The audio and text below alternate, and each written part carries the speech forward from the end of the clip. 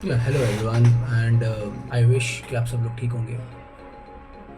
अभी हम लोग कुछ एक सीरीज़ पे काम करने वाले हैं जिसमें हम सारे न्यूट्रिएंट्स के बारे में समझेंगे कि हमारा मैक्रो न्यूट्रिएंट क्या है, माइक्रो न्यूट्रिएंट क्या है, इनका हमारी बॉडी में रोल क्या है और सप्लीमेंट्स कैसे काम करते हैं, कौन से सप्लीमेंट्स ठीक हैं लेना, कौन से सप्लीमेंट्स पे कितनी रिसर्च हुई है और कौन से सप्लीमेंट्स ठीक हैं।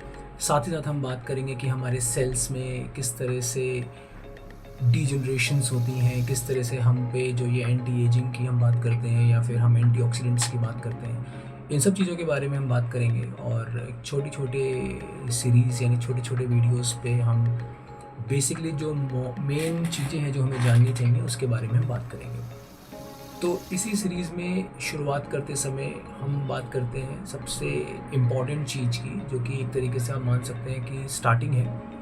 और वो स्टार्टिंग है इस तरीके से कि जैसे अगर हम समझें तो हमारी ह्यूमन बॉडी किस चीज़ से बनी है? हमारी ह्यूमन बॉडी बनी है सेल से। तो अगर हम ये कहें कि हमारा जो एक लिविंग ऑर्गेनिज्म है यानी कि एक जीता जागता इंसान है, उसकी जो सबसे स्मॉलेस्ट यूनिट है यानी कि जो सबसे छोटा उसका यूनिट है, इसमें इसको डिस्क्राइब किया जाएगा, वो है सेल्स, यानी हम बॉडी सेल्स कहते हैं। तो मतलब इसकी जो सिंपल सी कैलकुलेशन है वो ये है कि सबसे छोटा यूनिट जो है वो सेल्स हैं। जब कलेक्टिव सेल्स मिलते हैं, मतलब बहुत सारे सेल्स एक साथ मिलते हैं तो एक टिश्यू बनता है, और जब बहुत सारे टिश्यूज़ एक साथ मिलते हैं तो एक ऑर्गन बनता है, और जब बहुत सारे ऑर्गन्स एक साथ मिलते हैं तो एक ऑर्गन सिस्टम बनता है। और उस ऑर्गन सिस्टम्स को अगर आप सारे मल्टीपल ऑर्गन सिस्टम्स को चलाएंगे तो एक लिविंग ऑर्गेनिज्म बनता है। जैसे कि फॉर एग्जांपल बहुत सारे छोटे सेल्स मिलेंगे तो एक टिश्यू बनेगा। उस टिश्यू को अगर हम जोड़ देंगे तो सपोज कीजिए आपका लिवर बना, और उस लिवर जैसे ही आपकी इंटेस्टाइन बनी, आपका पेनक्रियाज बने, आपका स्टमक बना, तो वो सब बन के कहा जाएगा वो आपका डाइजेस्टिव सिस्टम बना। इसी तरीके से उन्हीं टिश्यूज़ से मिलके आपका एक ऑर्गन यानी एक हार्ट बना, और उस हार्ट में फिर आर्टरीज बनी, ठीक है, वॉल्व्स बने, ऑरिकल्स और वेंट्रिकल्स, जो भी वॉल्व्स के नाम होते हैं, let's not get into technical things. तो आपका जो हार्ट बना, आपके हार्ट की जो पंपिंग हो रही है, जो सब कुछ हो रहा है, तो हम उसे बोलेंगे कार्डियोवैस्कुलर सिस्टम बना। इसी तरीके से जब सेल्स में फिर टिश्यूज़ बने और वो टिश्यूज़ एक ऑर्गन यानी कि न्यूरॉन्स में गए तो उन्होंने कलेक्टिव एक सिस्टम बनाया, जिसको आपने बोला कि मेरा न्यूरो सिस्टम बना। तो कार्डियोवैस्कुलर सिस्टम हो गया, डाइजेस्टिव सिस्टम हो गया, न्यूरो सिस्टम हो गया। तो ये जो सारे आपके सिस्टम्स हैं, ये सारे के सारे का जो स्मॉलेस्ट यूनिट है वो है सेल। तो अब हम सेल की बात कर क्यों रहे हैं? देखिए, अगर हम न्यूट्रिशन को समझना चाहते हैं, यानी कि हमारी बॉडी के अंदर जो न्यूट्रिएंट्स हैं वो कैसे जाएंगे, तो उसके लिए हमें सबसे पहले ये समझना पड़ेगा कि हमारे न्यूट्रिशन का कैरियर कौन है। अब अगर हमारी बॉडी की स्मॉलेस्ट यूनिट सेल है, ठीक है, तो अगर हमारी बॉडी में हर चीज़ वाया सेल ही चल रही है और हम एक्चुअली में अगर हमको बिल्कुल ही तोड़ दिया जाए, जैसे कि मतलब 4 to 6 ट्रिलियन सेल्स से बने हुए हैं हम, तो हमारी पूरी बॉडी का जो भी एक भी कुछ भी हो रहा है, चाहे फिर वो इंटरनल हो वो एक्सटर्नल हो, वो आप ये कह सकते हैं कि भैया that is a collective form और the collective activity of cells, ठीक है।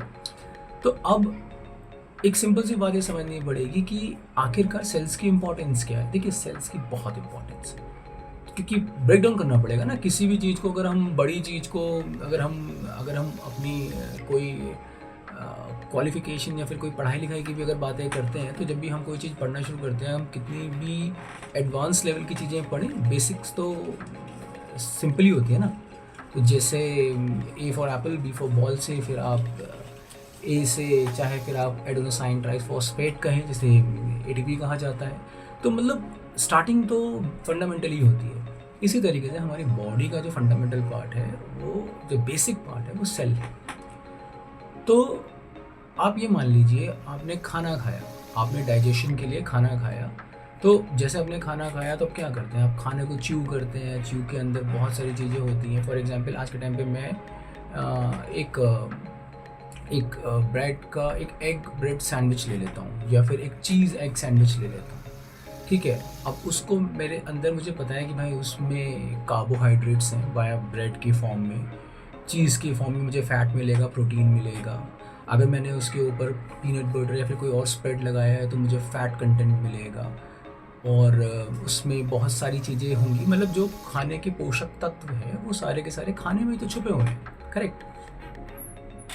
हम उसे खाते हैं, अब हम उसे च्यू कर रहे हैं, हमारे जो सलाइवरी ग्लैंड्स हैं वो उस खाने को डाइजेस्ट करते हैं, उसे जूसेस में कन्वर्ट करके हमारे फूड पाइप पे, जिसे हम फूड पाइप कह लीजिए, उसको लेके हम नीचे जाते हैं, वो हमारे स्टमक में जाता है। और फिर स्टमक में जो हमारे हाइड्रोक्लोरिक एसिड्स हैं या फिर जो भी स्टमक के अंदर हमारे एंजाइम्स हैं वो हमारे उस खाने को डाइजेस्ट करने में लग जाते हैं। ये तो बेसिक है और सबको ही पता होता है जनरली कि what you eat that you become, right. तो आप अगर अच्छा खाना खा रहे हैं, लीफी वेजिटेबल्स खा रहे हैं, फाइबर खा रहे हैं, जो भी खा रहे हैं, आपकी बॉडी के अंदर पेट में जा रहा है।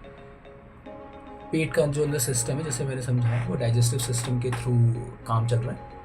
अब आपका डाइजेशन के बाद जब सब कुछ हो गया, यानी कि मतलब डाइजेशन हो गया, अब बारी आती है खाने को, यानी कि ह्यूमन बॉडी को उस खाने को, मतलब जो आपने खाया है, अब वो अंदर पेट के अंदर वैसा नहीं रहा जो आप अगर किसी बाहर जगह जाके आप कोई खाना खा रहे हैं, पूरी थाली में जो आपको खाना दिख रहा था, पेट के अंदर जाके वो उस फॉर्म में नहीं है। पेट के अंदर वो जाके अब एक तरीके से एक कंपाउंड बन चुका है जो आपके पेट के अंदर है, और अब बॉडी का काम है उस कंपाउंड में से रिलेटेड न्यूट्रिएंट्स को बाहर निकालना। क्योंकि बॉडी बहुत स्मार्ट होती है, उसको पता है कि भाई इसमें से कार्बोहाइड्रेट्स क्या हैं, इसमें प्रोटीन कितना है, इसमें फ़ैट कितना है, इसमें वाइटामिन्स कितने हैं, मिनरल्स कितने हैं, और इसमें से कौन सी ऐसी चीज़ है जो एम्प्टी कैलोरीज है, जो यूजलेस है, जिसको मैं स्मॉल इंटेस्टाइन में ना रख के लार्ज इंटेस्टाइन में बेच के वाया जो भी हमारा एक्सक्रीटरी प्रोसेस है उसके थ्रू मैं बाहर निकालता हूँ। ये सब कुछ उसको पता है। शुगर कितनी है, क्या करना है, वो बॉडी का एक कॉम्प्लेक्स स्ट्रक्चर है जो कि काम चल रहा है। इसमें बात सारी ये है कि अब जो ये न्यूट्रिएंट है आपकी पूरी बॉडी में कैसे पहुंचते हैं, वो पहुंचते हैं वाया ब्लड वेसल्स। तो आपने कुछ खाया, उसका जो भी डाइजेशन होना था हो गया, उसमें से न्यूट्रिएंट्स अब बाहर जा रहे हैं, और वो न्यूट्रिएंट्स अब वाया थ्रू आपकी ब्लड वेसल्स के थ्रू, जो आपकी कैपिलरीज के थ्रू घूम रहे हैं, वो आपके अब सेल्स में एंटर करेंगे। अब सेल का जो स्ट्रक्चर है, सेल को बहुत सिंपल से समझ के चलिए कि छोटा सा राउंड सा सेल ही मान लीजिए, जिसके आसपास की जो वॉल है वो मेम्ब्रेन कहलाती है। तो सेल की मेम्ब्रेन के में एंटर करेगा न्यूट्रिएंट, ठीक है, बहुत इंपॉर्टेंट है ये समझना। सेल की मेम्ब्रेन में वो एंटर करेगा। अब सेल की मेम्ब्रेन में जैसे ही एंटर करेगा तो सबसे पहले खाने को वो डिवाइड करेगा कि भैया अगर आपने खाने में रिच गुड कार्बोहाइड्रेट्स लिए हैं, तो कार्बोहाइड्रेट्स में सेल के अंदर मेम्ब्रेन के अंदर एंटर करने के बाद एक चीज़ है जिसे कहा जाता है टेक्निकल टर्म से माइटोकॉन्ड्रिया। तो माइटोकॉन्ड्रिया क्या करेगा, वो आपके कार्बोहाइड्रेट्स को एटीपी में कन्वर्ट कर देगा। अब ये एटीपी क्या है, एटीपी जिसको मेटाबॉलिज्म भी कहते हैं, या फिर इसका एटीपी का फुल फॉर्म होता है एडेनोसाइन ट्राइफॉस्फेट, यानी कि ये आपकी बेसिक यूनिट ऑफ एनर्जी है। मतलब अगर मैं जिम में जा रहा हूँ या फिर मैं कोई काम कर रहा हूँ या फिर मुझे बॉडी के अंदर एनर्जी चाहिए, तो उस एनर्जी का सेकंड नेम मान लीजिए एटीपी।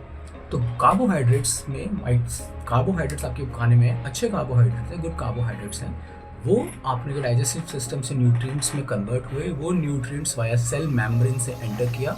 सेल के अंदर जो माइटोकॉन्ड्रिया था उसका फंक्शन था इस कार्बोहाइड्रेट्स को एटीपी में कन्वर्ट कर देना। तो आपको गुड अमाउंट ऑफ एनर्जी मिल गई। जब हम जिम में जाते हैं, हम स्टार्टिंग में अपने को वार्म अप करते हैं, सब कुछ करते हैं, तो बॉडी रेडी हो जाती है, उससे पता है कि भैया अब एटीपी की नीड आने वाली है। और फिर आप चाहे बेंच मारिए, स्क्वाट्स मारिए, शोल्डर प्रेस कीजिए, डंबल्स कीजिए, कोई भी एक्सरसाइज कीजिए, हैवी कीजिए, लाइट कीजिए, बट उसके लिए आपको एनर्जी नीडेड होगी। अब बात आती है कि आपने अच्छे कार्बोहाइड्रेट्स को ले लिया, आपकी बॉडी के अंदर एटीपी आई, आप खूब अच्छे एक्सरसाइज करते रहे, साथ में आप फिर थोड़ा थोड़ा पानी भी पी रहे हैं, अब आपकी बॉडी डिहाइड्रेट हो रही है। जब आपकी बॉडी डिहाइड्रेट होगी तब भी तो बॉडी के अंदर पानी की नीड है ना, आप खुद को हाइड्रेटेड रखने के लिए पानी पीते हैं, वहाँ भी सेल का ही यूज़ है। सेल के अंदर एक दूसरी चीज़ है जिसे कहा जाता है एंडोप्लाज्मिक रेटिकुलम। तो ये क्या करता है, इसका फंक्शन होता है मिनरल्स को और वाटर को एब्जॉर्ब, यानी वाटर को संभाल के रखना। तो ये भी सेल ही कर रहा है। तो सेल की हेल्थ कितनी इंपॉर्टेंट है। अब आपकी एक्सरसाइज ख़त्म हो गई, अब आप अपने घर जा रहे हैं, घर में जाने के लिए 30 मिनट्स के अंदर अंदर आपको आपका प्रोटीन का जो भी इनटेक है उस पर्टिकुलर डोसेज का वो आपको लेना है। तो प्रोटीन जब आप लोगे तो प्रोटीन के बारे में एक बात ये है कि प्रोटीन आपको एनर्जी नहीं देता। इंस्टेंट एनर्जी आपको प्रोटीन नहीं देगा। इंस्टेंट एनर्जी तो आपको कार्बोहाइड्रेट से देंगे, जिससे मैंने एटीपी में समझाया। लेकिन protein is a building block, यानी आपकी जो पूरी बॉडी बनी है, जो मसल है, जो टिश्यूज़ हैं, जो सब कुछ है, वो प्रोटीन से बनते हैं। करेक्ट। प्रोटीन आपकी बॉडी के अंदर क्या होता है, अब प्रोटीन में आप ये समझिए कि सेल के अंदर एक और चीज़ है जिसे राइबोसोम कहा जाता है। तो राइबोसोम क्या करता है, वो आपके अमीनो एसिड्स, जो प्रोटीन है, इस सब चीज़ के बारे में डिटेल में डिस्कशंस करेंगे। जो आपका राइबोसोम है वो आपके अमीनो एसिड्स में से प्रोटीन को सिंथेसाइज करता है और आपकी बॉडी के अंदर सेल्स की रिपेयरिंग करता है। आपने भाई भी वर्कआउट किया था, आपकी मसल्स के बीच में ब्रेक आया, सेल्स ब्रेक हुए, उन सेल्स का न्यू जनरेशन करता है या सेल्स का रिपेयरिंग करता है और आपकी मसल्स को स्ट्रॉन्ग बनाता है, बोन्स को स्ट्रॉन्ग बनाता है। तो यहाँ तक बात हुई आपकी राइबोसोम की। इसी तरीके से अब बात आती है कि भाई हमने मेजरली सारे न्यूट्रिएंट्स की बात कर ली, हमने वाइटामिन्स की बात कर ली, मिनरल्स की कर ली, कार्बोहाइड्रेट्स की कर ली, प्रोटीन की कर ली। अब सबसे ज़्यादा इम्पॉर्टेंट टॉपिक क्या है, वो है फैट का।